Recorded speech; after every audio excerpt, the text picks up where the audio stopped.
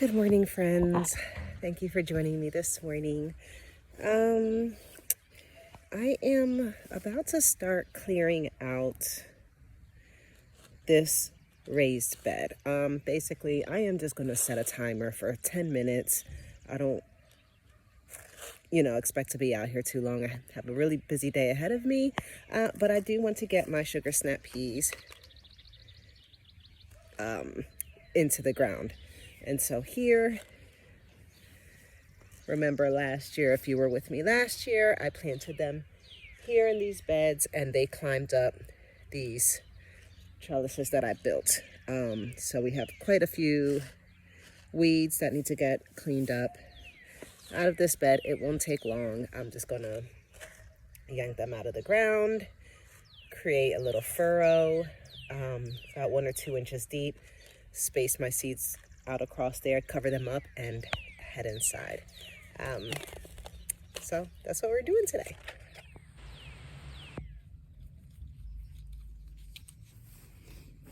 Okay. So, sure, if you are a fellow gardener, you know what this entails. And it is just grabbing weeds and trying to pull them up by the root. I just fling them out of the bed. It's fine. And with these being raised beds, it's pretty easy to pull them out because the soil in here is nice and soft and fluffy and it's not being trampled on and stepped on. And so it makes it really easy to work with, which is a big incentive or big bonus part of gardening in raised beds. It makes things a lot easier when it comes to especially weeding and maintaining your beds. So this isn't going to take me long at all. Oops, didn't I get this? Like I said, I'm gonna just work away at this for about 10 minutes and then we'll get connected again when I am ready to start my peas. See you soon. Okay, folks, here is my bed all cleared out. It took less than 10 minutes. The only thing I really left in here were the 3 onions that are just here from last year. I guess I missed them and they're just doing their thing, so I'm leaving them alone. Okay, so along this whole, I guess I'll do the whole row from there to here, and this is an 8-foot bed. All I'm going to do is make a little trench, just like that, along the whole bed,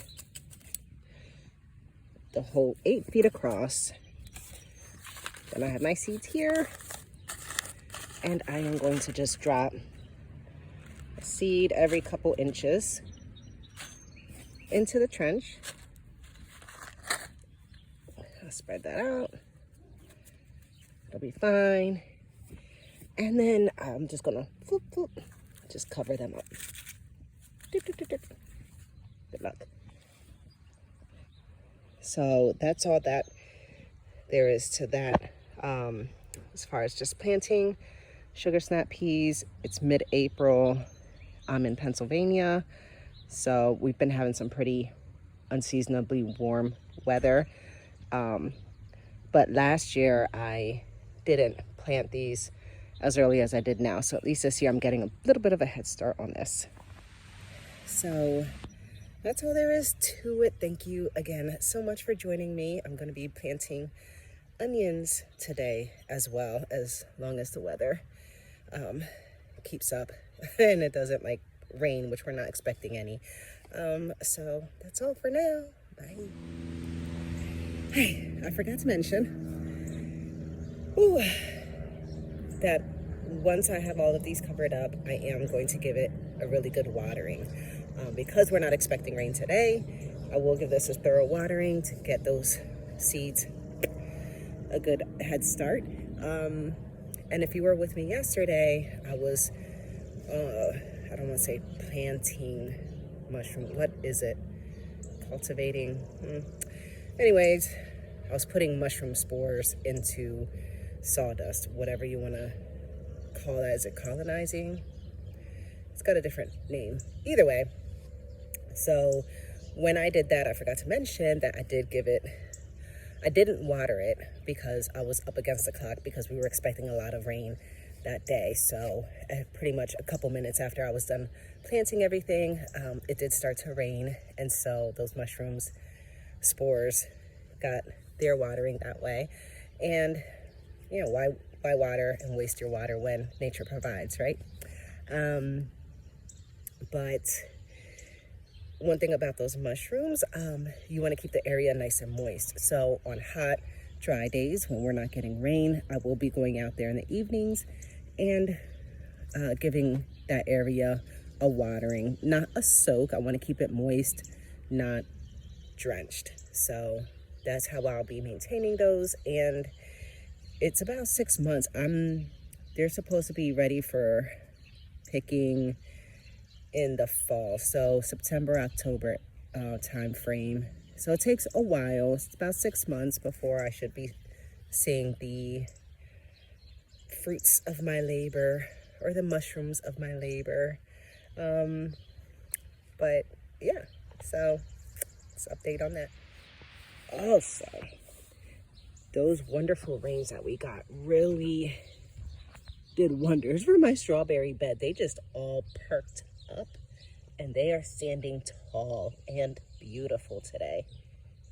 Gorgeous. You can see they still have some raindrops on them. And they are just fantastic. Oh my gosh, look at all these flowers. So that is my strawberry bed, and I am so excited and looking forward to harvesting some strawberries this season.